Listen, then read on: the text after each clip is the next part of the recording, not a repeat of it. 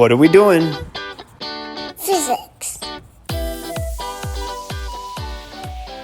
Today I want to take a look at a hanging Atwood machine, which consists of two masses connected by a light string which runs up over a pulley. Now we've looked at hanging Atwood machines before, but what I want to do today is look at a hanging Atwood machine in the situation where the pulley has mass. So we're going to put some mass to this pulley today. I'm just going to call it MP for mass of the pulley. I'm going to say this is a disc. In reality, this could be just any circular shape that we wanted. It could be a sphere or a hoop or some uneven distribution of mass. And we're going to say this pulley has some radius r. And what I want to go through and do today is work out the acceleration of these two blocks when they're released from rest. Now you'll see this block is heavier than this block as I've drawn it. It doesn't have to be that way, but that's how we're going to solve this today. So the way I've drawn this, we would expect that this block would accelerate downward. So if the downward acceleration of this block is the expected direction, I'm going to say this is, in fact, the positive direction. Now it's tempting to say in this problem that down is going to be positive and up is going to be negative. But that's not entirely true. And here's why. Let's imagine this block was heavier than this block, and as a result, it was pulled downward here. That would in turn pull this block upward. If we flip this around and maybe this block was more dense than this one, so it was heavier, and it pulled downward, that would in turn accelerate this block upward. And I want you to realize these two blocks move in tandem with each other.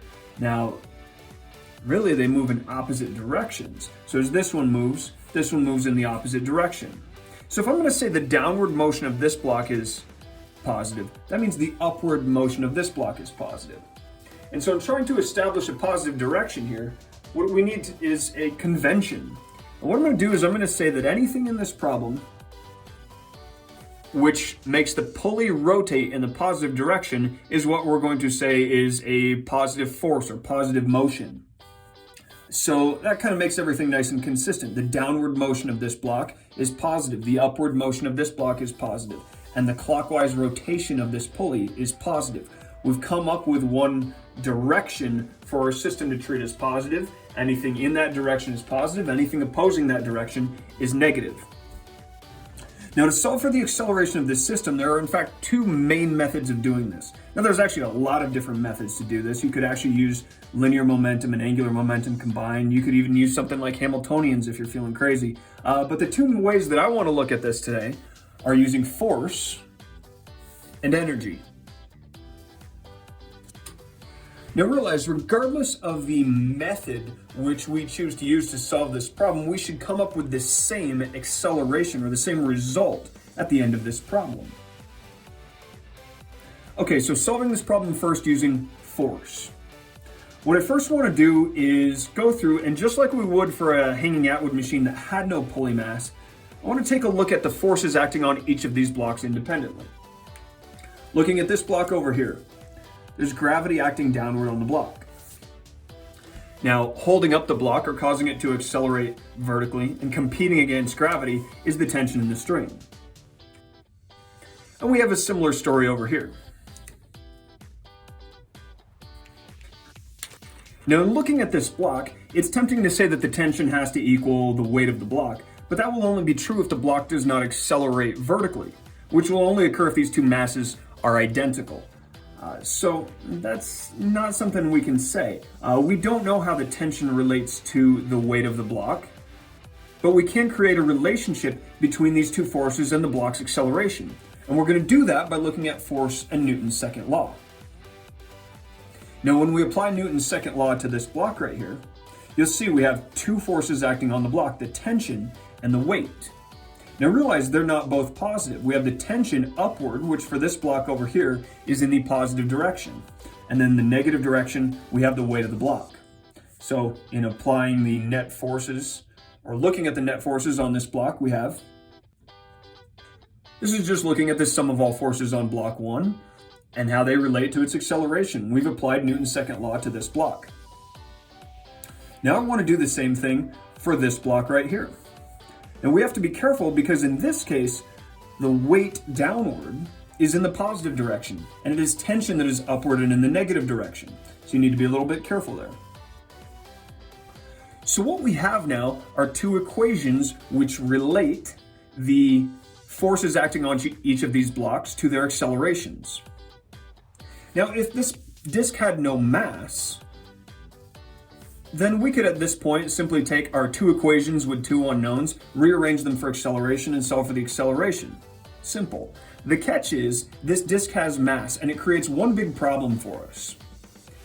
I want you to realize, as these blocks accelerate vertically, they're going to pull the string with them. And as the string moves along this disk is going to be free to rotate around this axle. We're going to say this axle is frictionless. So if this disk is free to rotate, now in looking at these two equations, you'll see we have two equations with two unknowns. And if this pulley had no mass, the story would end here. We'd simply rearrange for acceleration and that would be it. But because this pulley has some mass and because the string is not able to slip over the pulley, we have to take into account the mass of the pulley and the shape of the pulley. And really we have to take into account the fact that there must be some torque on this pulley. So the question comes up, what is providing torque on this pulley? And while we've shown these tensions in the string acting on these two blocks down here, I want you to realize the tension in the strings are also acting on the edge of the pulley. And what I want you to realize is these two tensions cannot be the same. If the two tensions were the same, then there would be no net torque on this pulley. So what that means is we have to treat these two tensions as though they're completely different values. So I'm going to call this T1 since it's connected to block 1. I'm going to call this T2 since it's connected to block 2. And what that leaves us with is unbalanced forces acting on this pulley. T1 acting downward on this edge of the pulley. T2 acting downward on this edge of the pulley. Now, I'm not really concerned with unbalanced forces acting on the pulley because the pulley is not able to translate. It can't go through linear motion, and we can't apply Newton's second law to this pulley because it is not accelerating in a line. What the two tensions are going to do, though, is provide a torque on this pulley. And so what I want to do is look at the rotational version of Newton's second law. That is, the sum of all torques is equal to I alpha. If you want to see literally the worst video ever on that, click up here. So realize these two tensions are going to provide torques in opposite directions, which will cause this pulley to rotate. So first we're going to go through and find the net torque, or the sum of all torques acting on the pulley. So the sum of all torques is going to be equal to the torque provided by this tension, that is T2 times R, minus the torque provided by this tension, that is T1R. Now the question comes up, why is that negative right there? I want you to realize, even though both of these tensions are downward, they're in fact in opposite directions with respect to rotating this pulley.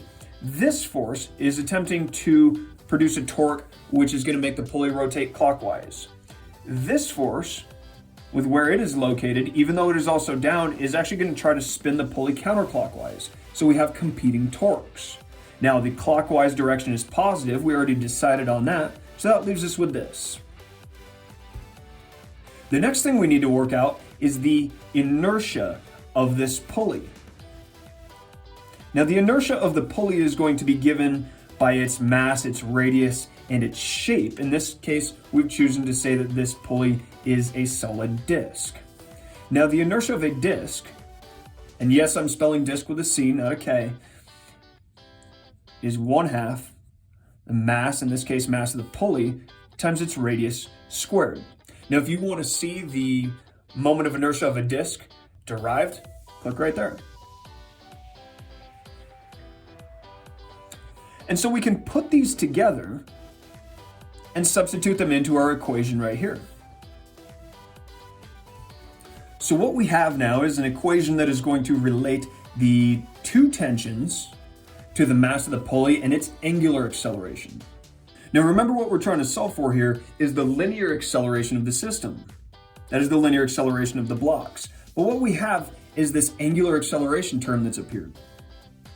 But I want you to realize, if this block moves down at a certain velocity, because this string is not going to be allowed to slip over the edge of this pulley, that means the edge of this pulley is going to have to be moving at the same velocity. That is to say, the linear velocity of this block equals the tangential velocity of this pulley.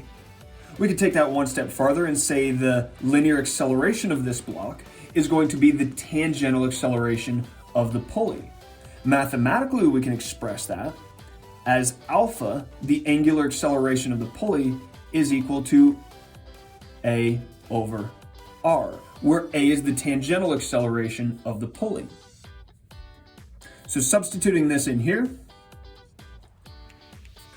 you'll see now we have radius everywhere, and in fact, the radius cancels out, which leaves us with. So while it looks like we keep coming up with equations and not really getting a solution, I want you to realize what we have now. Whereas before we had two equations with two unknowns, we've added in this third equation. And what we can do now is go through and solve this system of equations. But in order to do that, we have to go back up here and amend these equations. When we wrote this equation out, we simply wrote in tension. But I want you to realize that is in fact the tension on this block over here, T1. Here we had this tension, and that we later decided was going to be T2.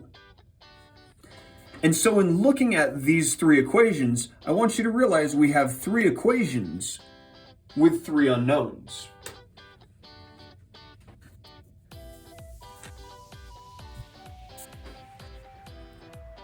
So now, in order to solve for acceleration, all we need to do is start doing some algebra and substitutions here. So I'm simply going to take these two equations, rearrange them, and substitute them in here.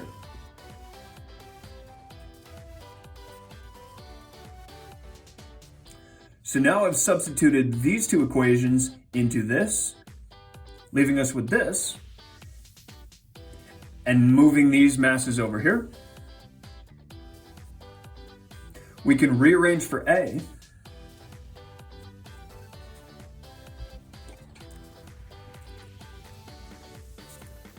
And we get this result. And all this is telling us is it's relating the masses at play in this problem to the acceleration. So I want you to realize what we have here is nothing other than an expression of really Newton's second law. What we have is net force. These are the net external forces acting on the system, M1G and M2G, over what is effectively the total mass. Now I know we have M1 and M2, those are easy, but this pulley, its effective mass in this problem is 1/2 of its actual mass. Because this is a distribution of mass, the entirety of the mass is not accelerating at the same rate as these two blocks. Now, one thing to point out here is that these tensions are not appearing in our result. And the reason we can see that is if you look at this entire system and all the forces on the system, you'll note that the tension is in the positive direction once here, and then the negative direction here. They effectively cancel each other out when we look at this problem globally. We see a similar issue over here. So these tensions don't show up in our result. Next, let's go through and solve this problem using energy. Now, in order to solve this problem using energy, what I want to do is I want to allow these blocks to move some distance d. So I'm going to let this block move down some distance d.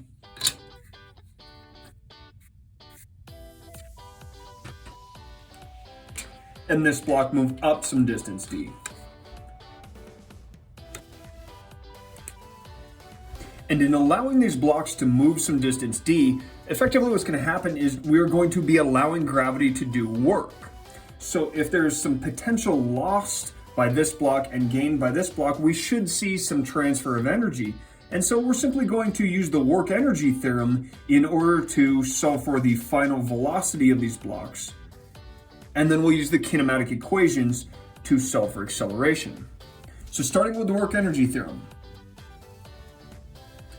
The system starts off entirely at rest, so the initial kinetic is 0. And I'm going to go ahead and say that both of these blocks start at an initial height of 0. Now I know the way I've drawn these that they're not necessarily perfectly in line, but we're simply going to say their initial positions are a position of 0 or height of 0, which means there is no potential initially in this problem. Now this pulley is turning on a frictionless axle, and this is the only place where we could encounter non-conservative work in the problem. And as long as we say that axle is frictionless, there's no non-conservative work. So ultimately what's going to happen here is we're going to have some final kinetic and final potential energies. Now actually what I want to do, rather than looking at kinetic as I've written this, I want to look first at the final potential energy. The final potential energy is going to be really just the sum of the two potentials of these blocks. I don't want to care about the motion of this pulley because it's going to rotate, but it's not going to move vertically. So looking at this first block here, we know this first block is going to move up. So its final potential energy is going to be m1g times the distance which it travels up, that is d. Then we're going to have the final potential of this block over here. It's going to be plus this potential, so that's going to be m2g, and it's going to move down some distance d.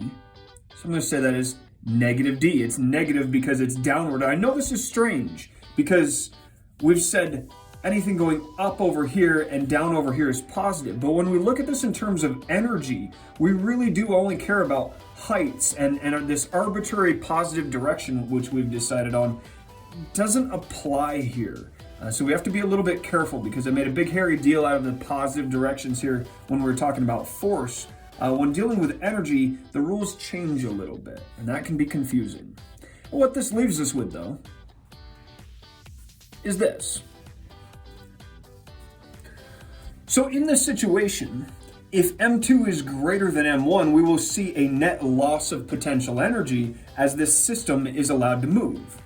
And because we're dealing with a system which is conservative, that is to say the total mechanical energy is not changing, then that loss of potential needs to be a gain in kinetic energy. So what we've done here is we've said if M2 is greater than M1, we're going to see a loss of potential as the block moves this way. If you flip it around the other way and M1 was greater than M2, then what we would see is a gain in potential, which would really simply suggest that everything is going to go in the opposite direction, or as I put it here, the negative direction. So next let's look at the final kinetic energy. Now after this block has moved down some distance, we're going to say that it is traveling at some velocity v. Now what this value of v is, that's going to be a function of the acceleration. But if this block is moving downward at a velocity v when it passes that point right here, that means this block is going to be moving up at the same velocity. And so with this velocity, we can now talk about the kinetic energy of each of these objects. Looking first at this object, we'll have 1/2 m1 traveling at some velocity v squared. Plus we're going to have this block right here, its kinetic energy being 1/2 m2 v squared.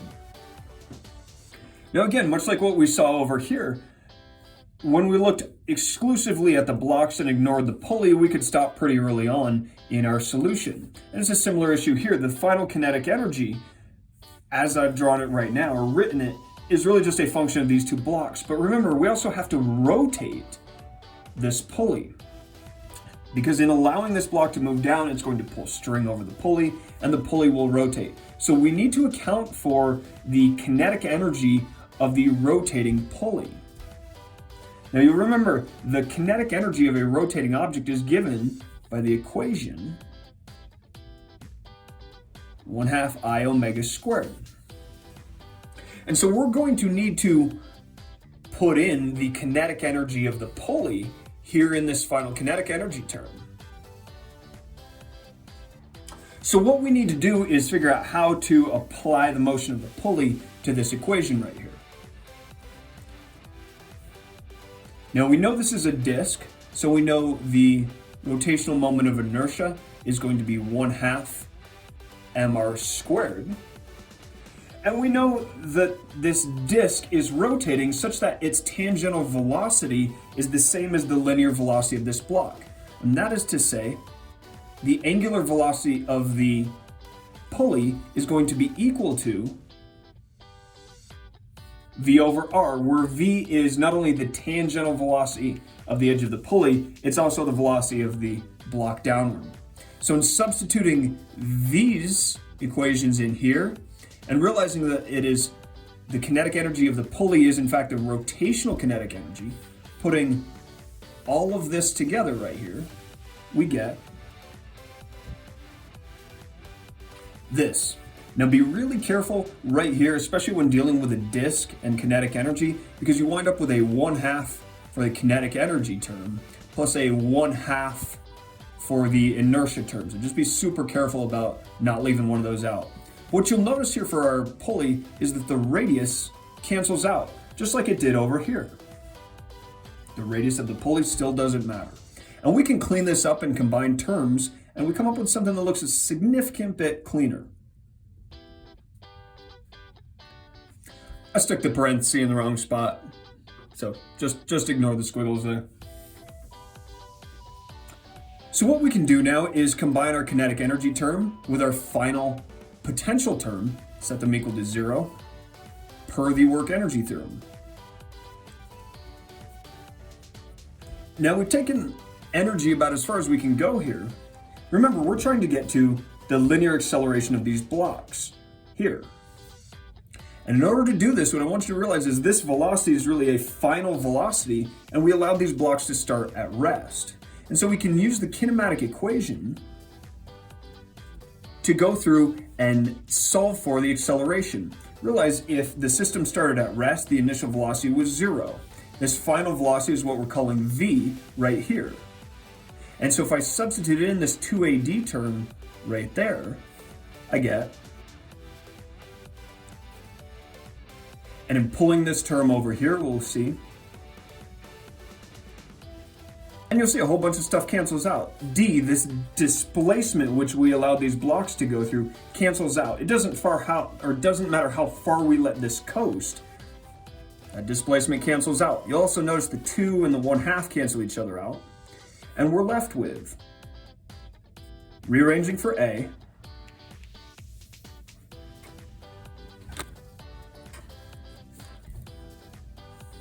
this function, which is the same exact result as we had over here. You'll notice the only difference between the two is I simply factored out the G here. Now the question comes up, what's the best way to do this? And the fact of the matter is, whatever you're most comfortable with. I find as problems become more and more complicated, if we were to do something like add friction to this pulley, and thus complicate the problem more, I find it's easier to deal with energy, because you simply are adding in a term here in the work energy theorem. If we were to do something like add friction to this, that compounds what's going on over here quite a bit, and it can always add extra equations and thus make our system of equations that needs to be solved that much longer. But again, it's a preference, whatever floats your boat here. You follow your truth, you live your best life, right? As long as you're doing physics. So, this is the hanging Atwood machine with pulley mass, and that's all for now.